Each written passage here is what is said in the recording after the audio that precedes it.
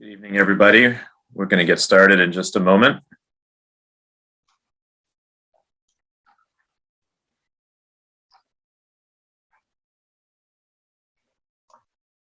Amanda, are you good if I start off with the public announcement? Yes, go ahead. Thanks. Good evening, everyone. My name is Andre LaRue. I'm the chairperson of the Medford Community Development Board. Welcome to the board's December 20th, 2021 meeting, where we will conduct a meeting via Zoom remote video conferencing. Pursuant to Chapter 20 of the Acts of 2021, this hearing of the Medford Community Development Board will be conducted via remote means. Members of the public who wish to access the meeting may do so by accessing the meeting link contained herein. No in-person attendance of members of the public will be permitted, and public participation in any public hearing during this meeting shall be by remote means only. And a reminder to all, to participate during the meeting outside of the Zoom platform, if you're a member of the public, questions and comments may be emailed to ocd@medford-ma.gov. That's ocd@medford-ma.gov. The meeting will be broadcast live at Medford Community Media, local channels 43, Verizon, and 22, Comcast. All votes will be roll call votes.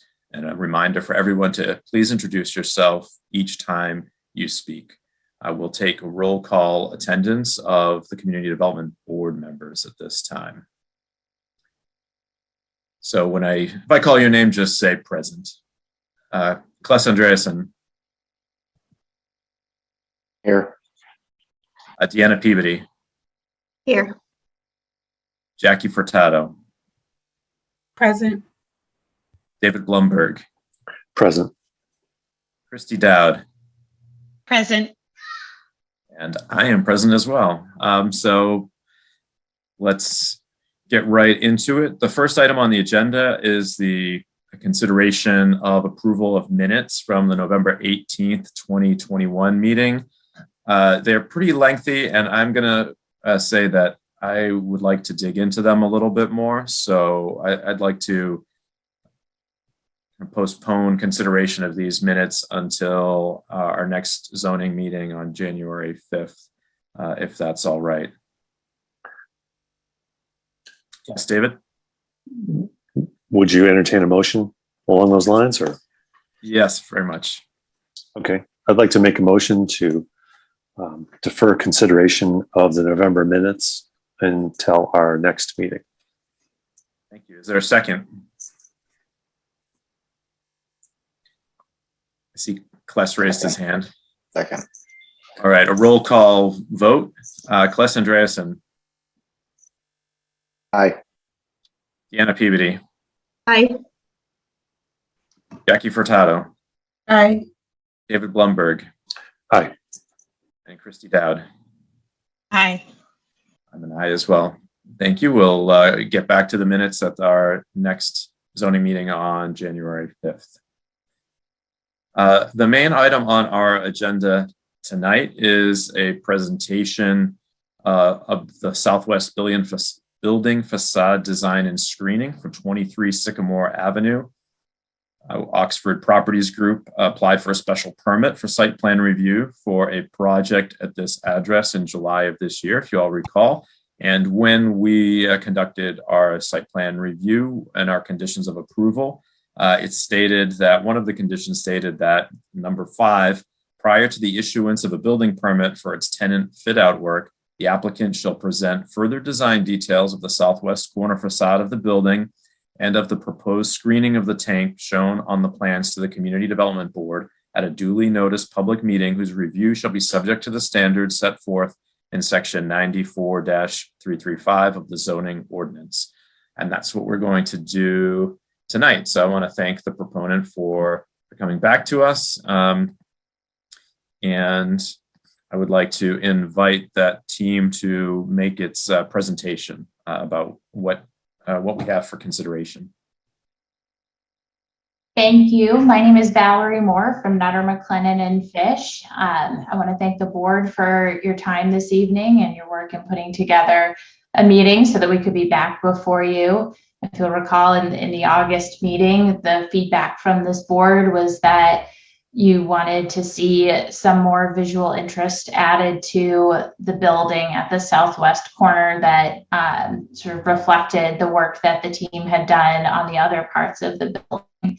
And so pursuant to the condition that was put in the planning board the site plan review approval decision, we're back before you this evening for the purpose of presenting both details of that southwest corner of the building, as well as the screening wall that's in front of the tank farm that was part of the approved site plan. And so with that, I will turn it over to Matt Haverty from Oxford Properties. Thanks, Valerie. Good evening, everyone. Thanks again for having us in front of you. It's been a long time since we last met, but there's been a lot of work done in that interim. Andre, it looks like you're doing a lot of work on those books because I think that tower is a little bit higher than I last remember it. But thank you very much for having us here today. I know we did this last time. We kind of explained who Oxford is, but I'll just do a quick synopsis of Oxford, and then I'll let Will share some updates, as well as John dive into kind of our responses to the key items. So Oxford Properties Group, I think we talked about it before, but we are a global investor. We are heavily focused on life science in the US, as well as in some nascent markets like London and all throughout Canada. Excuse me. We are approximately $80 billion of assets globally. And we are an offshoot or a wholly owned subsidiary of OMERS, which is the Ontario Municipal Employee Retirement Systems, for basically every municipal employee inside the Ontario County, which represents about 500,000 members. So we have a total of 114 billion in net assets with OMERS, of which 80 billion is what Oxford focuses on in real estate. The kind of endeavor into life science started for us in 2016, and since then has grown exponentially. We believe very strongly in the life science market, and we also believe very strongly in the CGMP facilities and manufacturing side, which has become a growing sector in that market. So this just gives you a quick overview of kind of how we got started through, the Biomed portfolio, where we were on the debt side, 125 Lincoln and 645 Summer. 645 Summer is part of a 42-acre site we're developing into life science. And then really through 2021, when we first visited you, all the way through the end of this year, I believe we've done over $3 billion worth of investing into properties in our key focus markets, which are Boston primarily, Philadelphia, San Diego, North Carolina, Maryland, Seattle, and San Francisco. So really hitting all the hotspots of where life science likes to be, which we believe gives us a chance to, and we've talked about this, see the tenant and the client market from really inception all the way through global recognition and manufacturing, where it's right at your bedside. So anyways, it's an exciting sector for us, and we believe strongly in Medford, and we're very excited to move this forward. I'll turn it over to Will and John to kind of give updates as to where we are on this project in particular. Thanks, Matt. Will Nichols, Oxford Properties. Like Matt said, we're excited to be here. We're excited to report that we've made a ton of progress since we were last in front of you in August. Since then, we've buttoned up our design. We've gotten approval for demo activities to proceed. We actually just got our building permit approval last week, which is, like I said, really exciting for us. But yeah, looking at this aerial photograph, I don't know if everyone's familiar with the site, but essentially the northernmost part of the building has been demoed. Demo started in early November, and we're buttoning up that phase of the project now. So there's essentially a cut line that sort of separates the older structure from the newer structure that was constructed in the early 2000s. And over the past month and a half, we've been working pretty closely with some utilities in the area. So National Grid actually was able to come out and bring gas to the foundation of the building, which is, again, really exciting to report. And last week, we actually met with Tim McGivern to talk about some offsite improvements to the sewer main in Sycamore Ave. So all in all, we're excited about all the updates, and we appreciate you guys sort of entertaining our proposal tonight. So With that, I'll turn it over to John Sullivan to talk a little bit more about some of the technical details. But this, before we flip it over, this is sort of pre-development conditions. You can kind of see, what we're dealing with. To the left of the brick facade is essentially what's torn down, and it's no longer there. So if you have a chance to come out and take a look, it's actually pretty exciting to see. So John, with that, please take it away for the technical details. Thanks, Bill. John Sullivan with SGA. We are the architects for the project. Also very excited to be here to present before the board. Will just gave a great update of all of the work that's happening on site. And we figured it would be good to share this image to show, the building and describe, kind of remind everyone what is remaining and what is coming down. And then, refreshing on, for the portion of the building that's coming down, the new facade that's being provided, and this new arrival experience that we're creating to the side of the building where the parking is being added. So this is really the front door from the parking field that's now, accessible by Sycamore Avenue. We're excited by this to represent, I think the progressive, research and biomanufacturing that's going to happen within this building. The materials that we're using have somewhat of an industrial, flair to them, I think, to fit in with, with the site's history, but also, very much a progressive statement of what's happening inside of this building and some of the science that is being supported. So just a refresher on the building itself. And, with that, I think, our real focus is to highlight what was happening along Sycamore Avenue and some of the opportunities to impact those facades as well. So just to share, existing conditions as the building stands today, you see there's a portion of the building that extends out closer to Sycamore, which under this use will be used for, the manufacturing portion of the building. And then to the left, recessed and kind of tucked back is the building's loading dock. The approach that we've taken for the design of the whole building is to really, where we're taking down the building kind of to the left of the lower image, is to really improve that side of the facade, make that the front door, make that the signature statement. And then on the street facing side, to look for opportunities to really clean up the facade, tone it down in certain areas. But based on the conversation that we had with the board at the last time, look for opportunities to introduce some art and some other elements that we think can be exciting and supportive of that experience as someone, as people move around the building. So with that, we looked a lot at a couple of strategies. One is, how can we celebrate that facade and again use somewhat more of an artistic moment to create some drama and to signify the change in use of the building. So we'll explain a little bit about what you see here in terms of the art that's being applied. But the thought here was that that corner element is what people encounter first as they're coming down Sycamore Avenue, and something expressive there that identifies the building, but also gives it some meaning. Is a good place to accept that type of art. There's also, and we'll kind of show it more in elevation, but there's also a considerable amount of distance to support planting in front of the building. So that's part of this thought, is that, a nice soft green edge along that street. There, you do see some tanks, there's some utilitarian things that will need to happen along this edge, but a good dimension to support planting to be kind of that first layer of visual impact. And then, using the building as a backdrop to accept a larger scale graphic.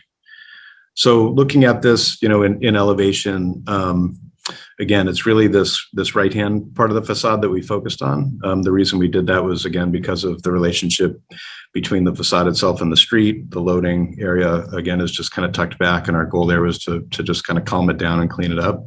But on the facade that pulls closer to the street, you can see that there's some signage elements on the top corners. Identifying the street address, identifying Oxford Properties, this heavy line of planting along the street, which is actually kind of what you see in front of the screen element.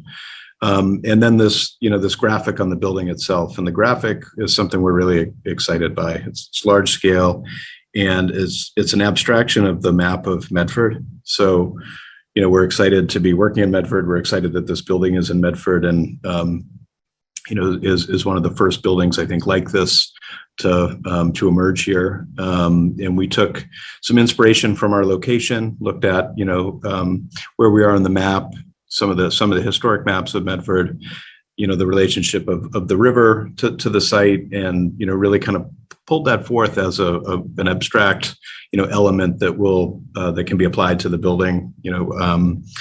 I think it looks interesting. It's gonna look like an art piece. I'm not sure that people know exactly what it is until it captures their attention, and then I think people that are tuned into to Medford itself may recognize it as the map of Medford, and that's something that we thought was important to really celebrate about the building.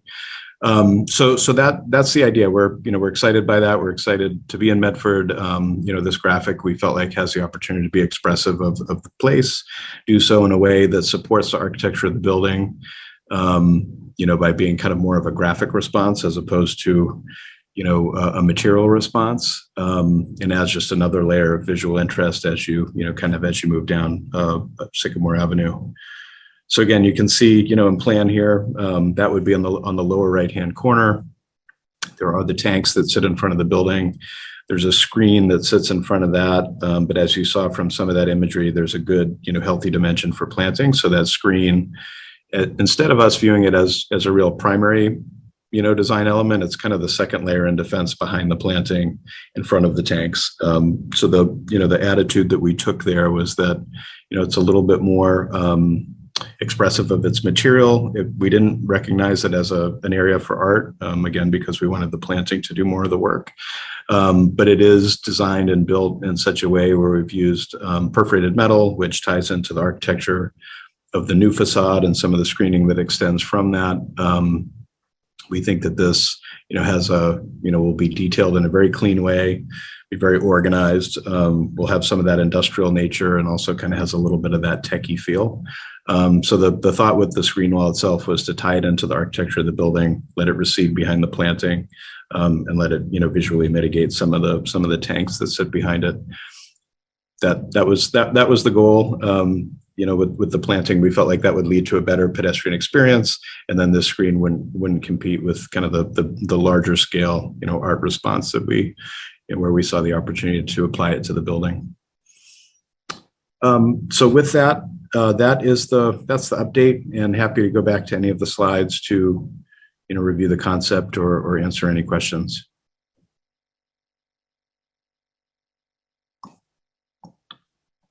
Thank you, John, and the rest of your team.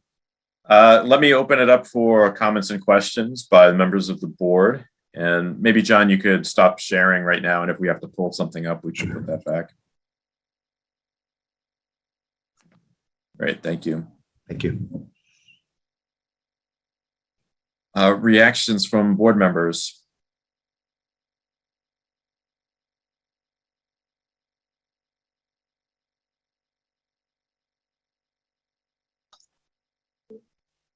Yeah, Kless.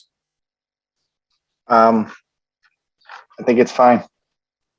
Honestly, I was a little more interested in the side facade because I must have missed the first meeting, but in the second that it was shown, it seemed fine to me as well. So yeah, I think it's an interesting idea. I honestly feel like it's maybe more than this street deserves. But I understand that this is an asset and they want to make it look nice. So it's good.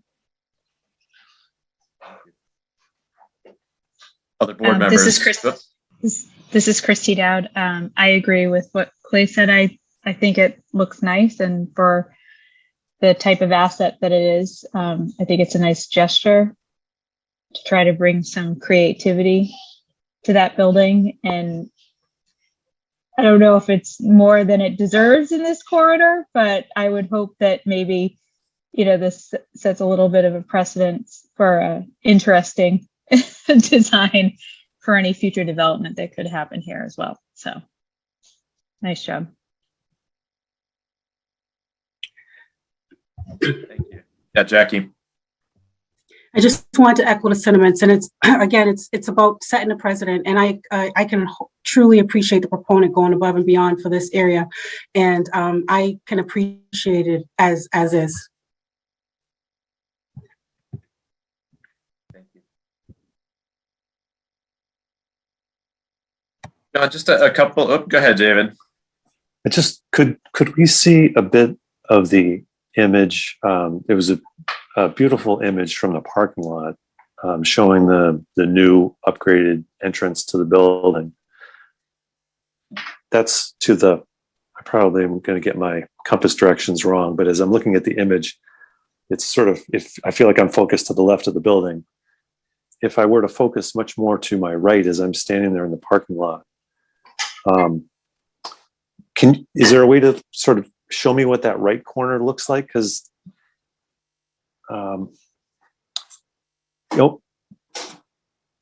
yeah, kind of, you've got the sort of rust colored in the to the right there. Is that the screening that's keeping your visitors from seeing the loading dock area? Yeah, I mean, this material is actually applied to the building and turns just a couple of feet on the other, on the front face to just, kind of resolve itself at that corner. This screen here, which, kind of sits a little bit closer to the sidewalk, is what's meant to separate the parking lot from the loading. So again, it's the same screen material, this corrugated metal, which is partially perforated, that will sit there, and the same corrugation is tied into the darker gray material. There's kind of corrugation throughout in this facade, so that's an extension of that language. Okay, thank you very much. I appreciate that. Sure.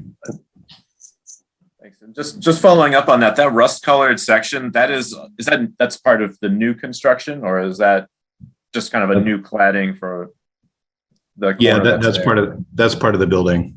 This whole facade is new, just because that's where we're chopping off the existing part of the building to make way for the parking. So that'll be new wall assembly.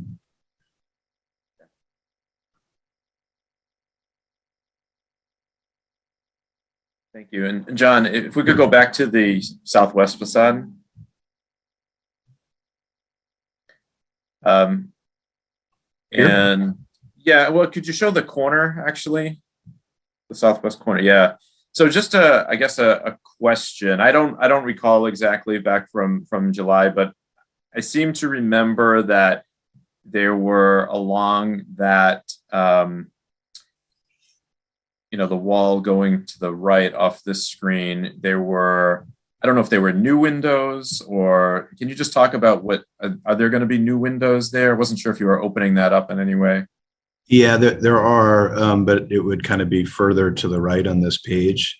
So the way the program works on the inside, there are windows kind of to the back of the building where where it's intended for some supportive office use. And then those windows will turn the corner, to a certain dimension in on this facade that you see on the right, but then they'll stop. So it's not meant to come all the way to the street. And that's really just, to respond to how the manufacturing program works on the inside of the building. Right. And the other question that I had was, I remember we had talked about the possible, since there's like an old,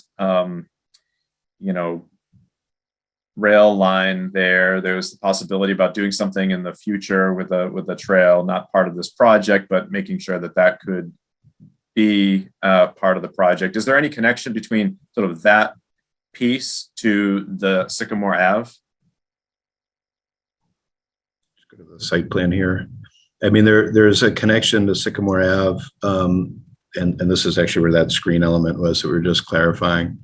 That kind of runs along our building and past this entry to get deeper into the site to this green, this future green space behind the building. So that circulation would be organized around the kind of the new facade and the new entry moment of the building. We're not, there's some utility, elements back here, and this is not being, designed for pedestrian circulation, because there's really, nothing, nothing back there to a point along the building.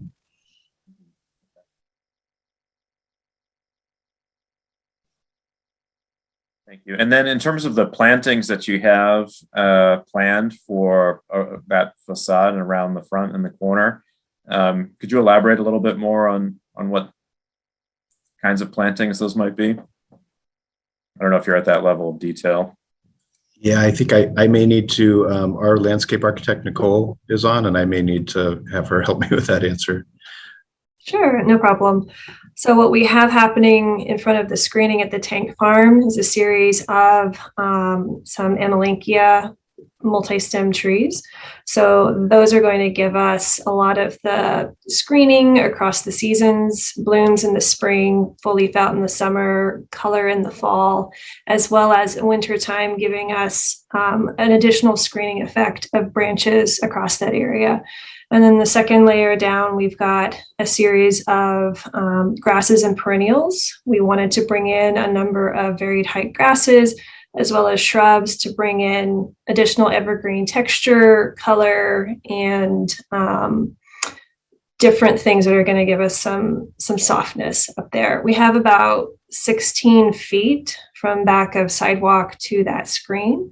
So we've got like a very decent amount of space to start to layer in just vertically with those different plant types. We've got a number also of flowering perennials that are going to bring in quite a bit of interest along that edge, if that helps.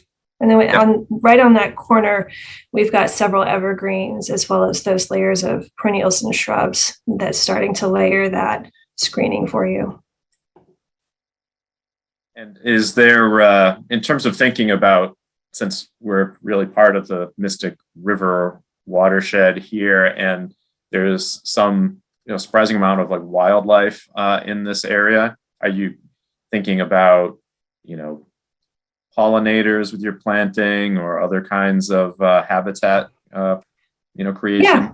Yes, most of our plants are native or well adapted, and we've got various types of pollinator friendly plants. We've got black-eyed Susans, so Rudbeckia fulgida, which are a great pollinator plant, dwarf Joe Pye weed coming in here, various grasses that not everyone thinks of birds as pollinators, but they're also part of our pollinator community. So we've got grasses that birds like to feed on the seed heads. So yes, we are thinking about that. Right, and the trees are not just going to be there's some evergreens, but not all evergreens. Right, the ones at the corner here by the lower right-hand corner, those are evergreens. The ones in front of the tank farm are deciduous, and then it's a mix around the site of deciduous and evergreen. Okay. Thank you. Other comments and questions from board members?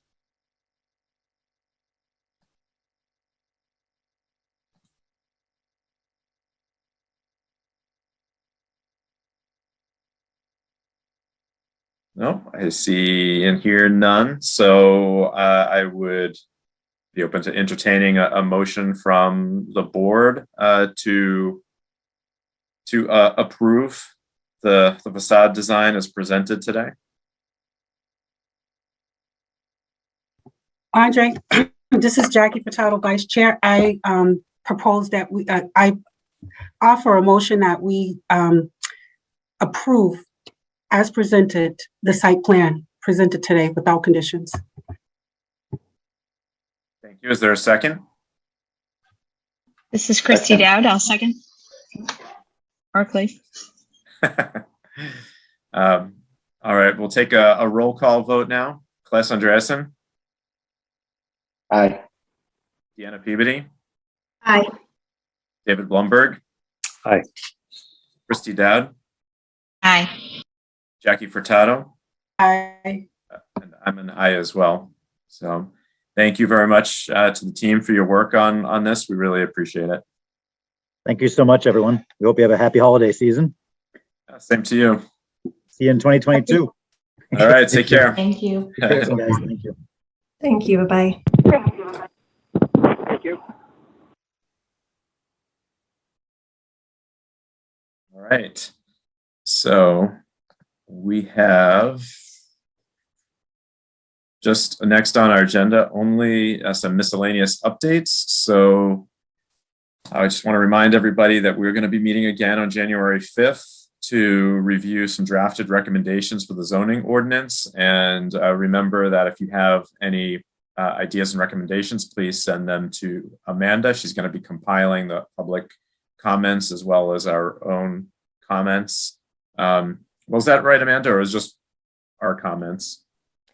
Definitely board comments. And then I was going to kind of, if we got public comments that spoke to like other things that were raised by you all and by the board, I would kind of incorporate as well. And are we sending them directly to Amanda? Because we're not doing one-offs, correct? Because we're not allowed to. Because I had the same concerns as David, and I thought I was going to work with him. But then I remembered we probably should work individually and send it to you.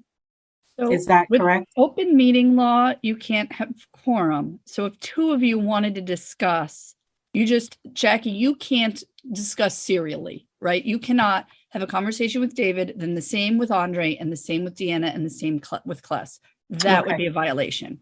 But if you and David wanted to talk and separately Deanna and Kless were talking, for example, that would be fine. Okay. That would not be a violation of open meeting law. And our goal is that this compilation, that we would make it available to the public along with the agenda, so that there wouldn't be any secrets or anything. It's more a way of organizing everything.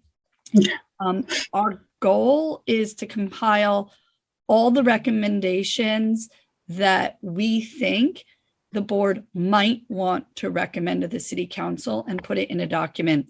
And that may include, you may remember some of the members of the public had very specific changes. Mm-hmm. And in the interest of being inclusive and transparent, rather than, oh, that was just a typographical change, we would include some of those, right? There were some that were like, oh, yes, if you change the wording, everybody now agrees it makes the statement more clear. Mm-hmm. The board may not have discussed those, but we will include those on the list for you so that those would all be reviewed.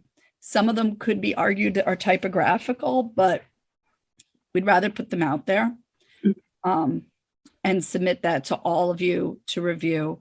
I feel like I'm putting a lot on Amanda. I have every intention to review it with her as well, and get it out to all of you. And our hope is also to send it to the attorney as well, to review it. And then you all review it at that meeting. And it's my gut feeling that there will be edits to that document at that meeting, and that we would then need to put together sort of a final draft of that, or hopefully a final draft, and have another meeting to review it. We can also talk about whether it would make sense. Certainly if we send it around and you see things where you're like, you totally misunderstood, it doesn't hurt to tell us that, and we can review our notes. Because like, if Jackie, you made a request, a change, and we tried to document it and we sent it back out, and you wrote to us and said, Alicia, you totally misunderstood this. This is what I meant to say. We could send that back out, or we could say to you, oh, there are actually conflicting opinions from the board. We'll reflect that somehow, because there are probably some that still need to be discussed further, versus some that we just want you guys to like, there are some, yes, yeah, we agree. This one discuss. My intention is to sit down with Amanda, at least once or twice as that's being compiled, so that we're on the same page with it. So, Jackie, if that gets scheduled, you'd be welcome to participate as well as vice chair. Awesome. Thank you, Andre.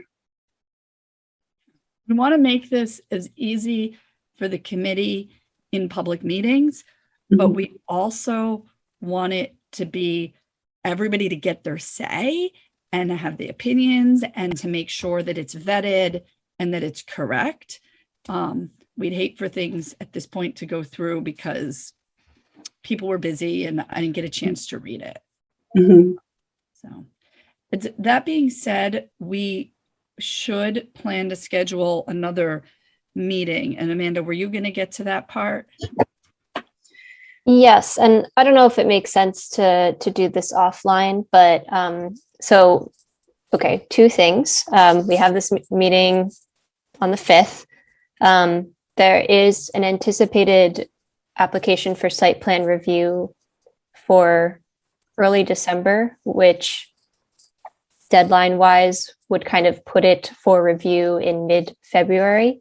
So we were thinking, depending on the availability of the board, about later in January having, of next meeting to discuss the recommendations if needed. How do folks feel about something like that? Why don't we try to do that by email, just because that's might be a little bit easier. People can check their calendars. Yeah.